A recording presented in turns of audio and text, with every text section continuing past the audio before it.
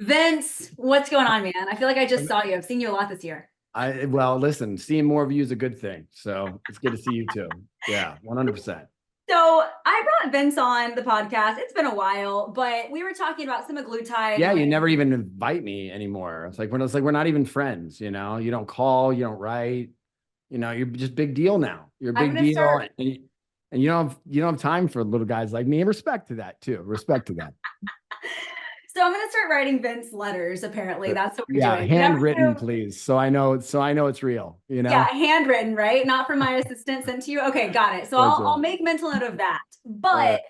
But one thing that I wanted to bring up with you, because I'm constantly talking with coaches that are just they're struggling to scale their business, and not from a strategy standpoint, but from a this is really hard, Mm, and they're just struggling to balance life, to balance relationships, to balance sanity, right? And so I really want to dive into what you have built and mm. how you have managed to stay fit, to stay sane, asterisk, Mm. because you're a little psycho, but I love that Yeah, about you. yeah, within reason. Yeah. Yeah. Cool, cool, cool. So we'll Yeah. dive into that, but go ahead and tell me a little bit because when I met you 3-ish years ago, you did not have the companies that you did today. Yeah. And so share a little bit about just your growth in the last 5 years because it's really fast. Yeah, I think people need to recognize though that I had two failed businesses before I found the business that actually technically three. But it was all in different industries. It was like construction business, it was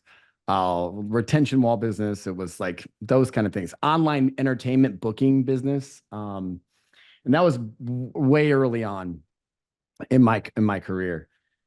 Just trying different things in my early 20s and and not really having a real direction, right? I wasn't in my gift yet, you know. And and then when you met me, we had built Vital, or which is what started as Nutrition Dynamic, the coaching company. I think it was probably at like maybe 4 million at that time. Hadn't reached the 8-figure mark or anything like that yet. And then, what happened was as I continued to build the service, and we'll talk some about that, of like how we got there. But after that, every problem that people have encountering either building a business, like a service or something that they would need in order to build the business, or something that they would need to get well. And I started there. That's why I launched New Ethics, because I needed specific products that were tailored to how you would help people, that I knew that were going to be good every time. And I didn't want to trust any other supplement company for that. So I launched that. Then everyone needed labs at really good pricing it gives access to all. They could design their own labs and go that. That's when I launched like Practitioner Depot. Then people needed, great medical teams, and we kept getting let down by medical teams. So I said, hell with it, I'll launch my own. And then Vital Medical was born, right? And so every problem that I've run into, I built it in the university. And I think the third business right before we met with you was I had a problem with developing good coaches for my specific method. So I created an internal training system that we decided to turn outward, right? Basically, that's all you've ever done. You build it in your business, in the business that you already have. And then when it gets to a certain size, it's time to either to make it a separate business or to just flip it to external, like outside customers, not just customers that are already consuming your product.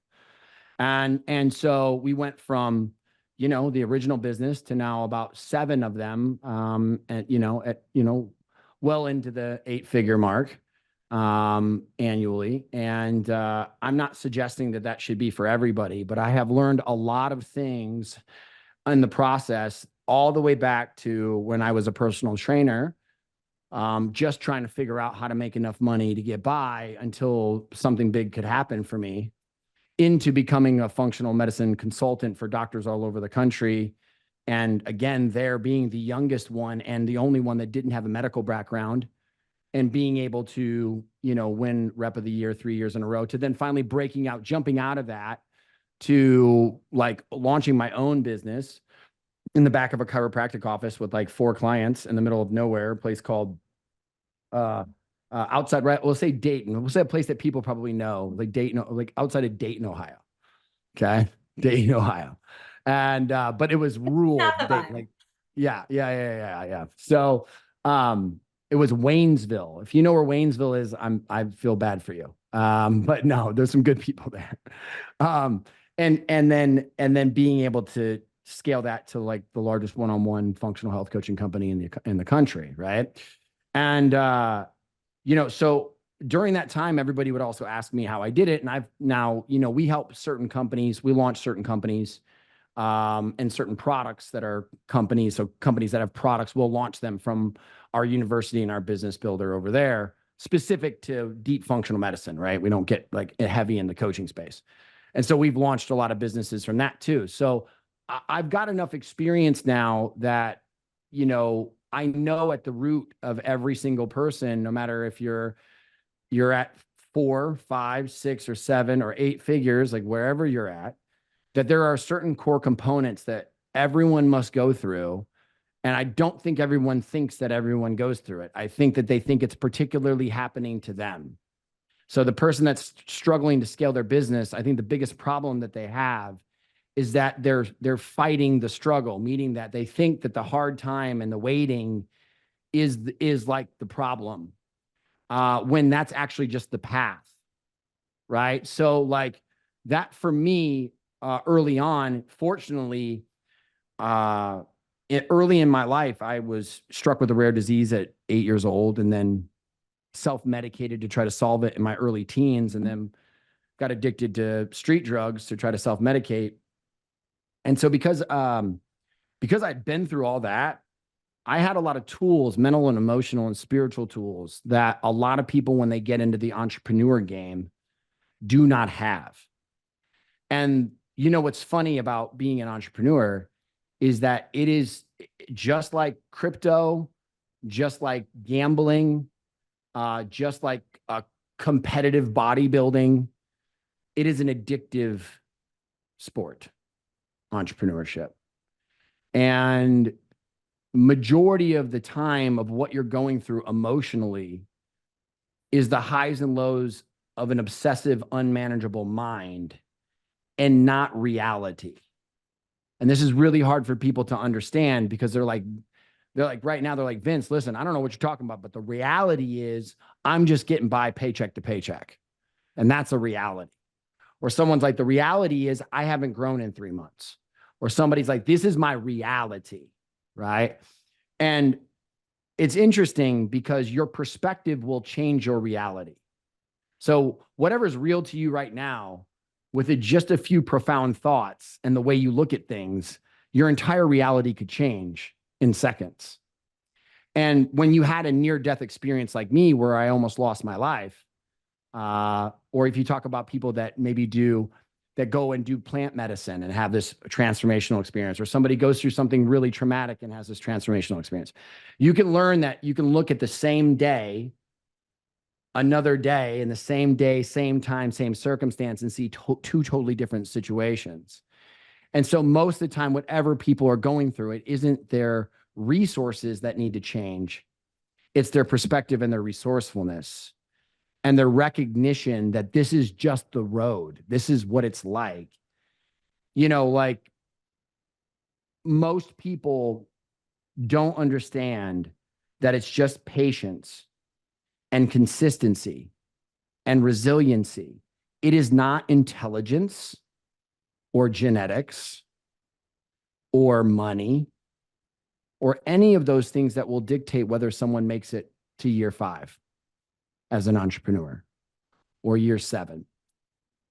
It has everything to do with the 3 values I just was said. And people don't take enough stock in that because they're very busy looking at everyone else to try to figure out how well they're doing. And that's a dangerous game to play.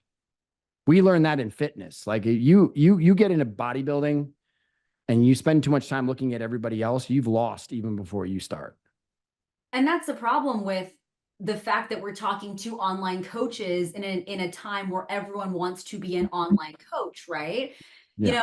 I'm grateful for all of our sidebar conversations that we have, but you said something to me at my event that I think that would be helpful to share, where I told you I was really nervous for promoting something new and what I had planned that my clients had no idea about, right?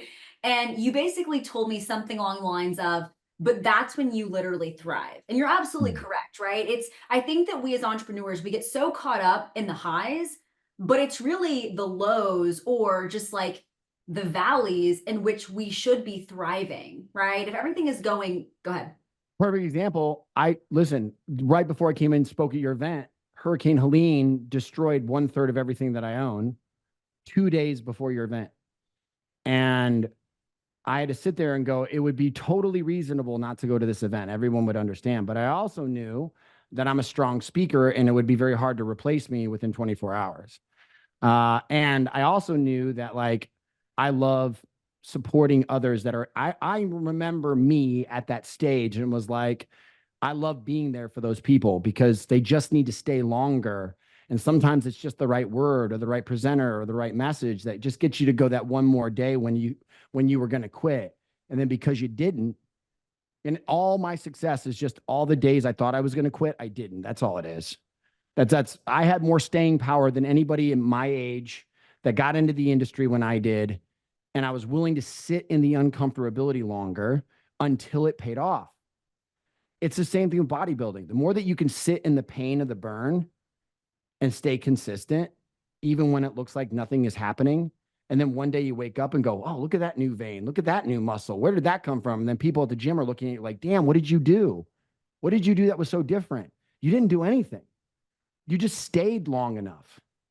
That's it. You stayed long enough. And That's so the when I hard. was sharing with you, so I showed up to the event and the hurricane gave me so much juice, like to get up there and present, that literally at your event, I go up there, crush it. Bill Campbell and I form a partnership right after that and are working on studying different things at USF to prove a lot of the work that I do. Right. So it was in the pain that is where the juice comes from for you to get really creative, really, really resourceful. If you're fed and your needs are generally met and you don't have bigger aspirations like changing the world, which not everyone needs to have, like I do, you can get a little complacent. Like, oh, I'm good here. Right. And that pain and that uncomfortability is the reminder that you got to get up off your ass and go. And so for every reason that somebody tells me that they can't do something or why this isn't working for them, I can give them the reason that that's the gift. That's the reason that you can do it. Like people are be like, well, I'm only doing 20K months, or I'm only doing 10K months, or I'm only doing 3K months. Good. That means that the superpower that you have over everyone else and why you can grow is you have time. So time is the greatest asset. So time will make it possible. Trust me, you know the one thing that Taeler, I want more than anything right now? I want more time. Time. I want more time. Time. Give me some time. Huh. Right? So you have the one thing I don't have. So you can really over dedicate yourself, over pour yourself in and keep going. Time is the biggest guarantee. If you got time, it's a guarantee to success. Time's the number one thing. Because if you got enough time, you'll always figure it out. If you got enough time, it will always happen. If you've got enough time, right, you can put the things in place and figure out where your niche is. You'll find your community and you will survive. It's the people, though, that can't put up with the pain threshold because they think there's something wrong with them or that's evidence that it's not going to work. And then those people that quit, well, they weren't supposed to do this. They were supposed to go do something else. Do you understand what I'm saying? That's Absolutely. what starts to thin the herd, right? And so if you just stay within 1 year, 40% of entrepreneurs quit.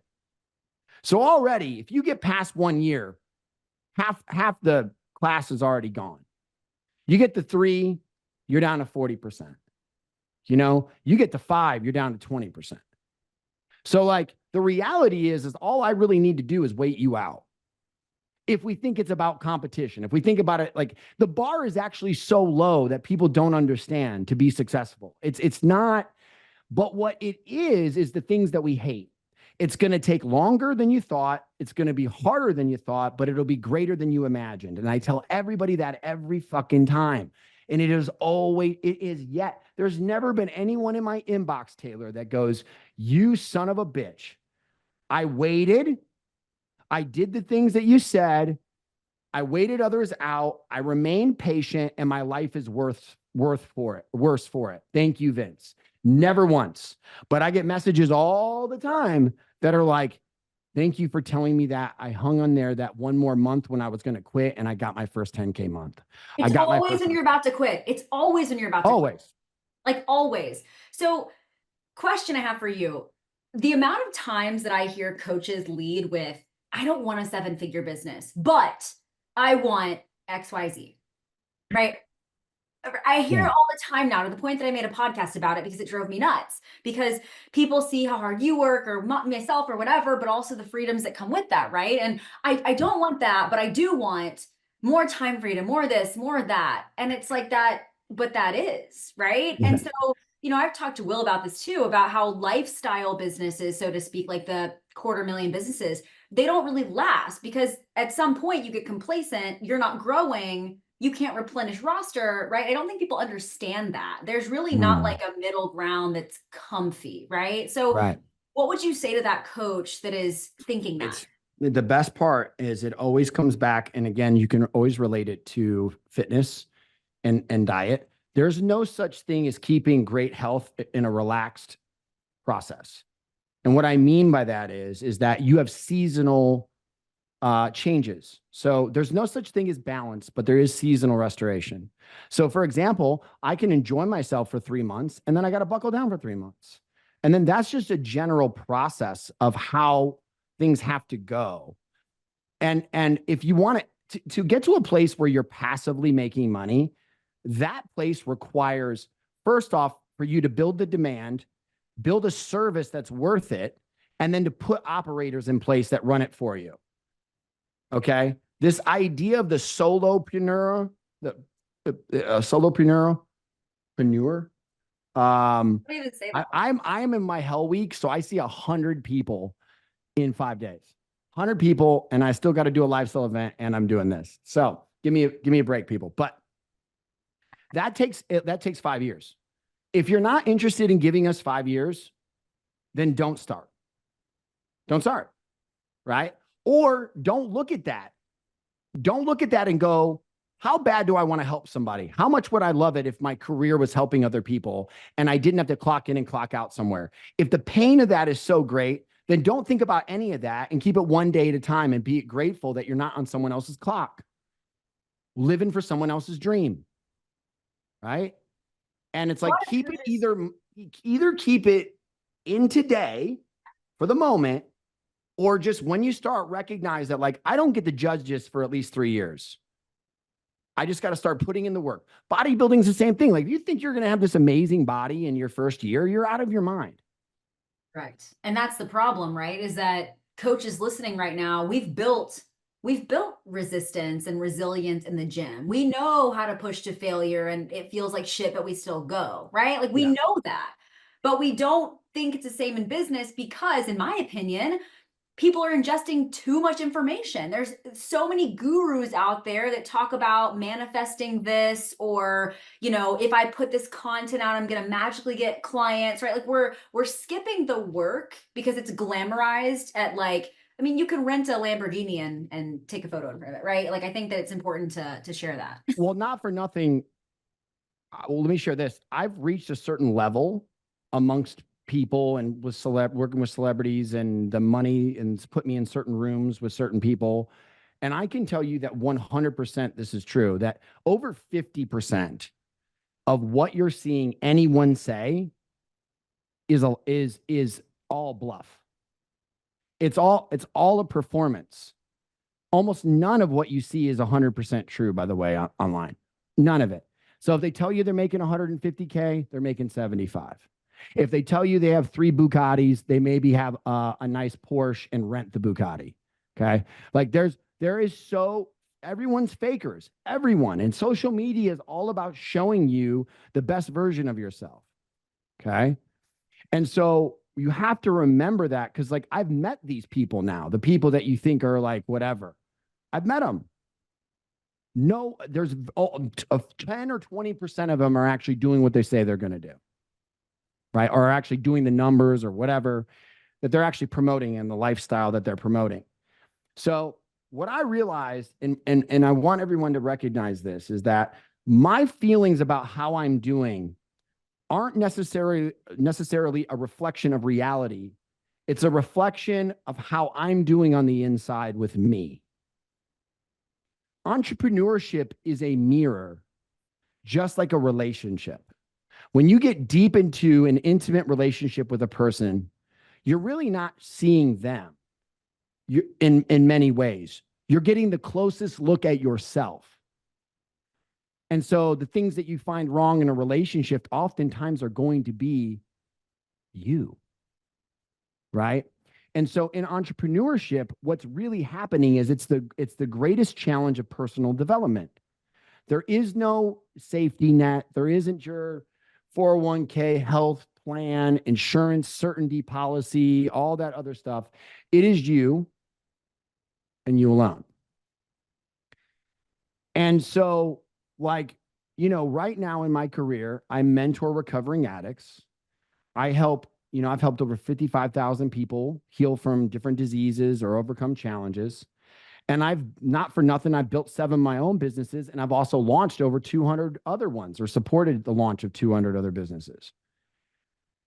Do you know that the entrepreneur, the person that's trying to get healed, the client, and the recovering addict all have the same fucking brain? They're not different. The drug addict thinks all I need is one more hit to be well. The sick person thinks all I need is for the name of the diagnosis and the one treatment to be well. Get me the one thing, give it to me. Whatever it is, give it to me right now. The person who's way overweight, they just go, give me weight loss right now. Whatever it takes, give me weight loss, right? And I'll be well. The entrepreneur thinks it's like, just give me one more client or one more dollar right now, and I'll be okay. In every one of those scenarios, it's a lie. It's a lie. Because that one client or that one drug or that one treatment or that one weight loss program always inevitably leads to an uncontrollable hunger where it's not enough. You find that you're not enough, and then you need another, and then you need another, and then you need another. And it's always like that. Okay. What people really need is a process. And that's why I'm big on community. So let me explain.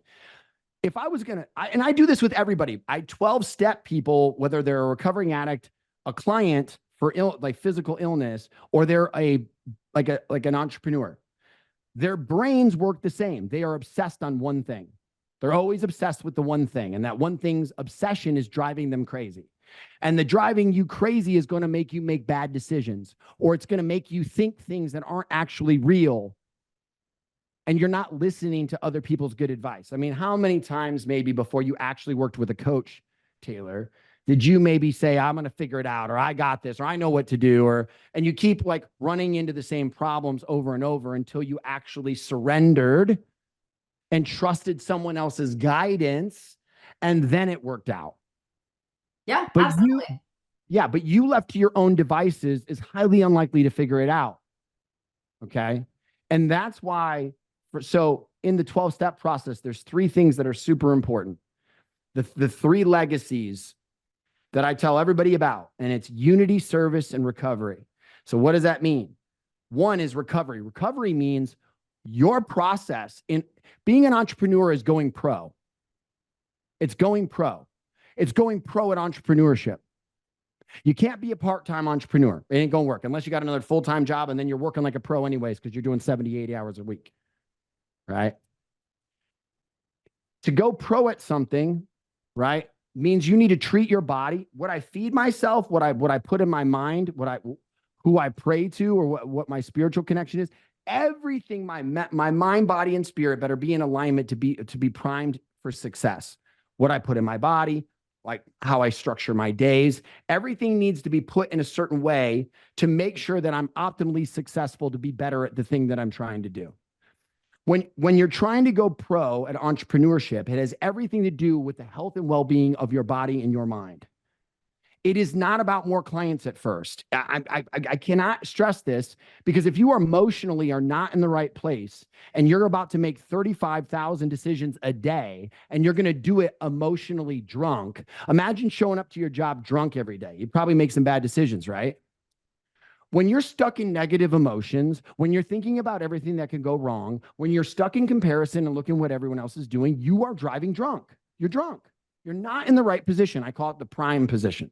The prime position means I'm hopeful, I'm focused, I'm steadfast, I'm resilient, I'm calm, and I just do the next right thing that's in front of me. And I lock everything else out. And all I'm doing is visualizing the win, visualizing the success of me landing the client, of getting the career of my dreams. I'm visualizing it before it happens. It's what they do in sports. They visualize the stars visualize taking the shot and winning 90 million times before it ever happens. Right? So you have to have, when we talk about recovery, recovery means I'm always recovering from my previous beliefs about myself, my childhood, and whatever wrongs or beliefs that I have that I need to get rid of. And then taking care of myself. So I'm always in a process of recovery. You know, that's why in like 12-step programs, we say we're a recovering addict. We don't ever go, I'm recovered. Because what do people do when they're recovered? Stop. You can't stop. It's a perpetual process. So I know a lot of entrepreneurs that make themselves physically sick. All they're worried about is their business, and they're not taking care of the core thing, which is themselves, because you are the business. So once you got that under control and you're maybe doing some morning meditation, or you're working on your central nervous system, or you're doing, whatever your process is, red light, cold plunge, whatever, you name it, fine. Then the next thing you have to have in place is service. And that means a unyielding commitment to help others. And that means some of it you're going to do unconditionally. Do you know that I run programs right now, Taeler? I run nonprofit programs. I do all stuff.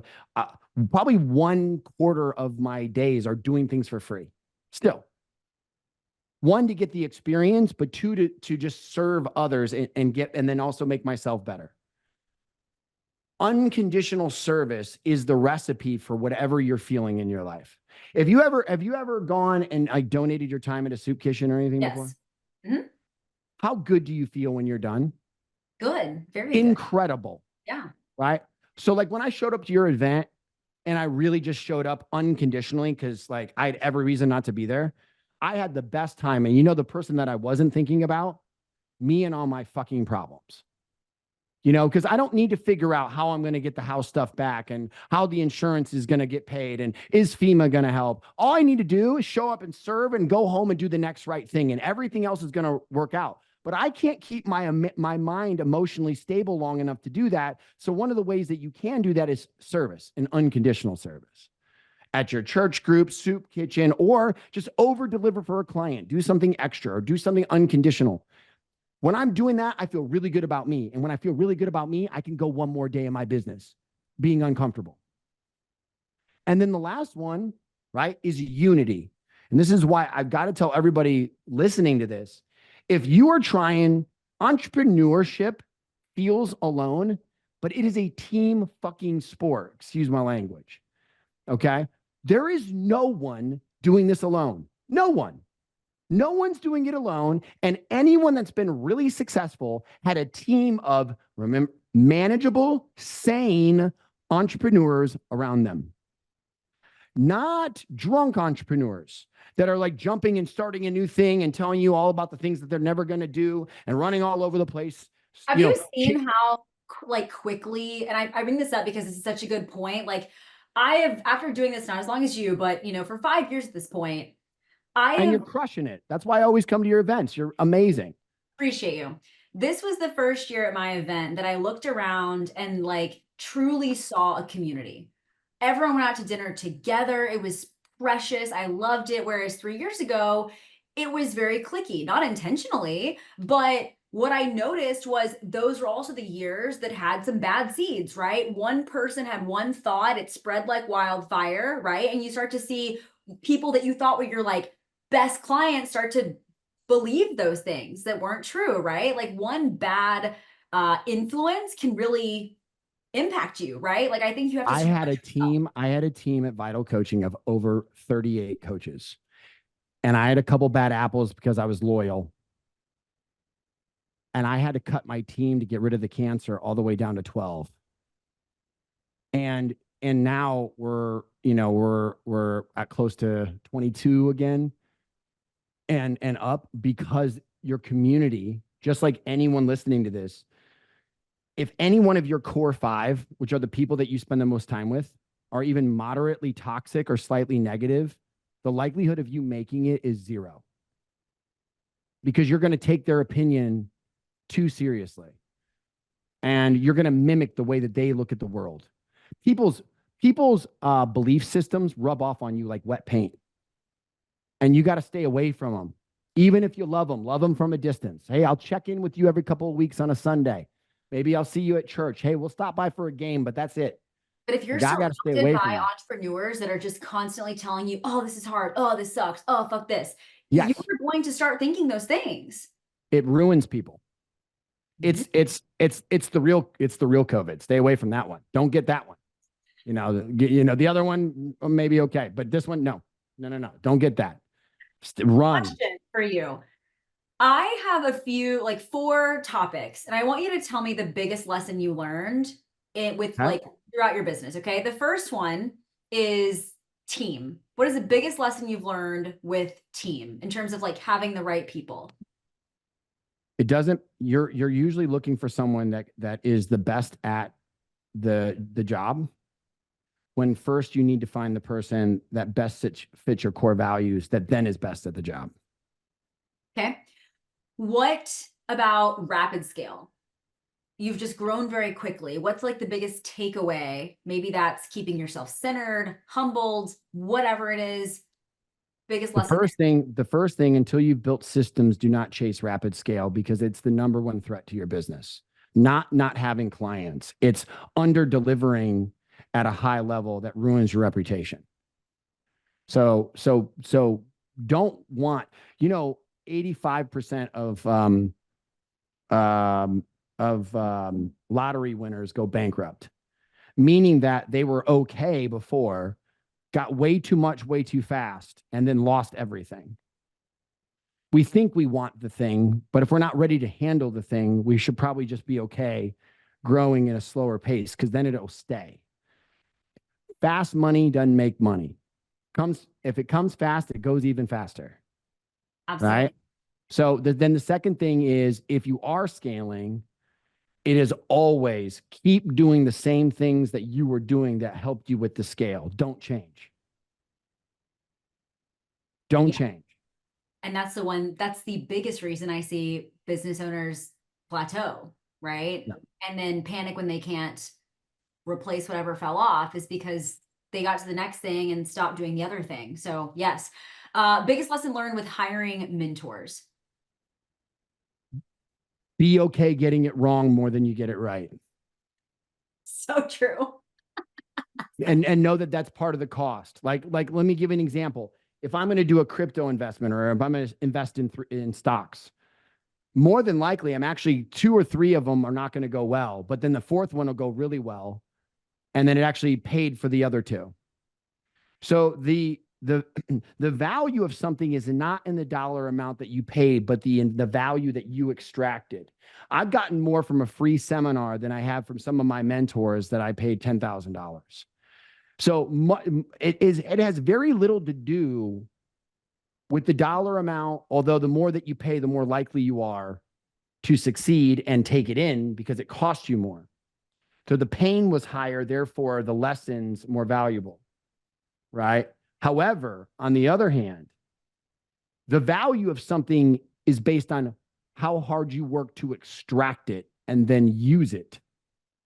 So if you are mad because you feel that you got short dollared at something you purchased, the first person you should look at is in the mirror. Okay? Because I've done that. I had a recent mentor I paid $50,000 to and got 1/4 of the service that was promised, but I took that 1/4 and turned around and made $150,000 over the course of 6 months. So guess what? I got my money's worth.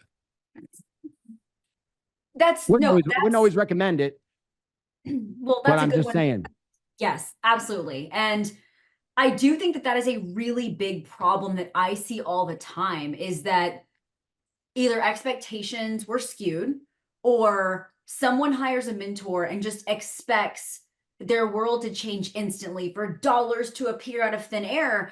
And then they don't communicate when they actually need something, right? If you are only talking to your mentor when things are going right, you are not utilizing them properly. And that's bad leadership on your end, right? Because you're unable to communicate what you need. Yeah. Most people, when they invest in a mentor, have never had a good mentor. So they don't even really know what it is. It's the same thing with coaching, by the way. And that's why people need to be really careful, great about effective language and communicating what it is they actually do and why it matters through the outcomes and other things like that, because most people have never had a good coach. Most people in life don't know what coaching is. Some people might go, it's just someone telling me what to do. Some people like, it reminds me of my dad and I didn't like my dad. Someone might say it reminds me of a teacher and I hated my teacher. Some people may have had a bad basketball or tennis coach that ignored them and didn't pay attention to them. People's experience with coaching has nothing to do with what you're about to provide. And you need to be prepared for the discrepancy. So it's the same thing that when you go into mentorships, the things that you expect, if you've never had a great mentor, you don't know what to expect. And you're going to have to go through a few of them till you know what to expect. And also to know how to be a great mentee. Right? So you're going to go through some growing pains. I've spent a lot of money, but also guess what? I don't know anyone that hasn't been that's real successful that did it without spending a bunch of money with mentors. I don't know anyone. I don't. Unless they grew up in a tutelage under someone and got lucky. But that's mentorship, right? Nobody figured it out of thin air, No. Except for the guy that made My Pet Rock or something. Who knows? And that's a product. I'm done. There's almost nothing. There's almost a very little of anything. And most people who get rich overnight had parents that showed them how to do it. It was a mentorship. Do you understand what I'm saying? So you better be close to somebody. It comes back to that last one I was telling you, unity. And you have to have connection to other people who are sane that have done the thing that you want to do. Because it is in the seeing them do it that literally reprograms your neurotransmitters to see opportunity, to believe that you can do it, to see. It's called mirror neurons. There's a whole science to this. I have to see it, and then it will create neuronal pathways in me that show me the behavior of how to do it in my language and my nonverbal my communication, my thoughts, like all of it. And I've got to see it where I almost touch it. And then I have to be connected to that on a very close annual basis. In fact, usually weekly, because you'll notice how many of you, everyone listening to this right now, has ever gone to church, got done at church, was revved up. Ooh, I feel the Holy Spirit. And by next Saturday, you cursing out the guy in front of you wanting to get into a fight because he cut you off on the street, or you're thinking negative again, or you're back in a black hole of your own despair and whatever emotion or fear that you have. It's because the human connection of unity wears off in about 3 or 4 days. So you better go get another dose. And that's what happens. People don't realize, why am I so sad, distressed, whatever? But then I go to an event and I feel amazing and I'm ready to go. Absolutely. It's because you got too far away from the source, bro. It has nothing to do with you. It's the fact that you're not connected. You're disconnected, trying to do it alone, wondering why things are going wrong. And everyone else seems to have it great and you don't. Your perspective's fucked up. You got to get reconnected. Listen, the longer I get away from these people, the more that it's like the fridge being unplugged. You can go look at the food in the fridge and it looks good, but it's going bad. Right? And so like I've just given people the 3 things. Those 3 things that have nothing to do with KPIs or like any of the stuff that Taeler's the best at. But the reality is the 3 things she also provides are these 3 things is a framework for your personal process, which is your recovery, I call it, because I'm always recovering. I'm always recovering the person that I was meant to become. And I'm uncovering. I call that recovery. Like, I believe we were born perfect, then get messed up, and then spend the rest of our lives getting rid of all the shit that we don't need to become perfect again. That's what I believe. Okay. So recovery is me recovering the person I was born and meant to be. So I'm always in a process of recovery, mentally, physically, spiritually. Then I got to give service. I serve my clients and I serve unconditionally. And I keep the main thing. When I said the number one thing about scale, if you want to keep growing, is that whatever reason you started for, keep your promise. Don't change. Don't go get the Bugatti and then make it about like whatever the fuck you think it's going to be about because you're trying to keep up with the Joneses. No, listen, if you got into it because you had PCOS and other women are suffering out there, then guess what? When you got $10 million, guess what you get up and do the next day? Go help those people because they're still suffering. It's the thing that you promised. Stick to the thing that you said you would do.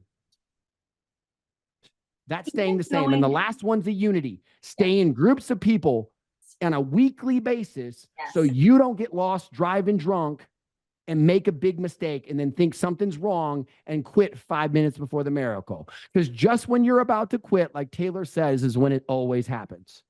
It's so true, though. I mean, anytime, and I know you can relate to this too, because you and I could probably think of 5 or 10 things right now in our businesses that feel really fucking hard that we're working through easily. And 10 is easy, right? But I really do think that people are so turned off by group, right? And understand that whatever kind of coaching relationship you're in or whatever, that's really your in to finding other entrepreneurs that feel the same way as you, that is going to give you your in to finding the people that are going to pull you through the hardest moments, right? And like you mentioned at the event I just had, it was awesome seeing everyone connect, but and that week after, man, attendance was high on calls. People were fired the fuck up. But yeah, it wears off. And then what happens? How do you hold yourself accountable to stay connected with those people? Because the likelihood of you walking out your front door and finding an entrepreneur who gets it are very slim, right? And I think that people really underutilize what they're given if they are in a coaching container. We just swipe a card and expect a lot, right? Exactly. Question. Resiliency is it. All entrepreneurship is a lot of bad shit's going to happen. And that you just need to be emotionally sane enough to deal it one step at a time. And by the way, every time you deal with another problem, you become a little bit more superhuman. You stay an entrepreneur for 5 years, you are next level type of dude and female. You're a different kind of person. You're a different animal. You can be put in any environment and figure a way to survive because the work is always working on you, whether you're working on it or not. Meaning that like, I'm not selling every day of my business, right? But I am always improving because of my business. Yep. And so then I become a next level human being. And so now I become useful in all areas of life. And so that no matter what happens, I've already built the skills in me to be okay. So there's no reason to be afraid. You're already a capable human being. Capable human beings, particularly in America, are always going to be okay. You're going to be okay. Just stay. You're fine. You're just not where you want to be right now. And good, that's called hunger. And guess what? Hunger is a competitive edge. Because you know what most people do when they get a little bit of something, they stop being hungry and everyone else catches them and you'll be there to do it too. Like, just stay. You know? Just stay. I mean, it's true. Like we said that so many times at the conference where it's just outlast the others. And you said that too. So the other lesson or talking point, right, would be making fast decisions and working under pressure. I think that at least what I notice is a lot of the coaches that are making 6 figures, trying to get to 7, but get stuck, they're avoiding making the necessary decisions due to either a fear of wanting to hold on to money or letting their best friend go, who's an assistant coach, but not perform it, whatever. Like, how do you consistently make fast decisions so that you keep moving? On the big decisions, I don't let them be fast, but I do make sure that I'm in a stable emotional state, that I'm hearing my intuition and not emotional pull. And that's where I need my sobriety. I need my emotional sobriety. And if you're someone who doesn't have like God in your life, then I'm not speaking to you right now. But I'm telling you right now, when you get into deep waters, it really helps to have a trust in a power greater than you that you believe is going to get you the right answer no matter what you do. Just throwing that out there. And but I do. I have trusted advisors around me. I have my community I can ask if this makes sense. I always do a meditative morning and I sit and I ask the universe these questions, which for me is Jesus and God. And I wait for my intuition to speak with me. And then I take the action and I don't look back because I know that's always the right answer. Because the worst answer is not making any decision at all for too long. And it's always the one that screws you. Always the one that screws you. And guess what? If you don't want to learn this lesson, don't worry, it's coming for you anyway. So if you've got to learn it the hard way, just stay. It's coming. And then if you just stay, you'll survive it and then realize what I'm talking about is the absolute truth. So don't worry, you'll get there. How do you maintain boundaries with everything you have going on? Like, what are some of your boundaries? Just like personal, work, etc., just so that you stay extremely productive with all you've I have I have my volunteer work, which is 3 hours a week. It happens no matter what. I have my non-negotiables in the morning that are my 30 minutes for self-care. I have my non-negotiables blocked out for working out. So that's happening 4 days a week. When do And you then, work out? huh? When do you It work out? depends on my schedule, but usually it's morning, couple mornings and couple nights, just because the way my schedule rotates and the demands on it. The last thing is seasonal commitments. So I set the intention for the season. What is my priority? Is it my business? Is it my relationships? What is my priority? What am I working on most?